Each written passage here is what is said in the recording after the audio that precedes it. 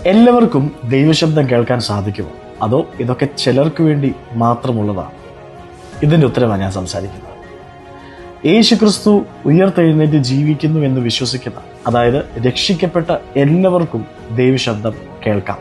കാരണം യോഹന്നാന്റെ സുവിശേഷം 10-ാം അധ്യായം 27-ാമത്തെ വാക്യം ആദ്യ ഭാഗം യേശു ഇങ്ങനെയാണ് പറഞ്ഞത്: എൻ്റെ ആടുകൾ എൻ്റെ ശബ്ദം കേൾക്കുന്നു. വാസ്തവത്തിൽ ഒരു വാഗ്ദത്തം, ഒരു വാതിൽ എനിക്കും നിങ്ങൾക്ക് വേണ്ടി ഈ മേഖലയിൽ കർത്താവ് തുറക്കുകയാണ് ചെയ്യുന്നത്.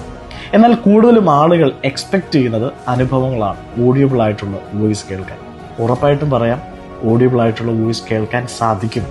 എന്നാൽ പലപ്പോഴും നമ്മളുടെ മനസ്സ് കലുഷിതമായിട്ടിരിക്കും, അല്ലെങ്കിൽ വറീഡ് ആയിട്ടിരിക്കുമ്പോൾ കേൾക്കുന്നത് ദൈവശബ്ദമാണോ അല്ലയോ എന്ന് തിരിച്ചറിയാൻ വളരെ പാടാണ്.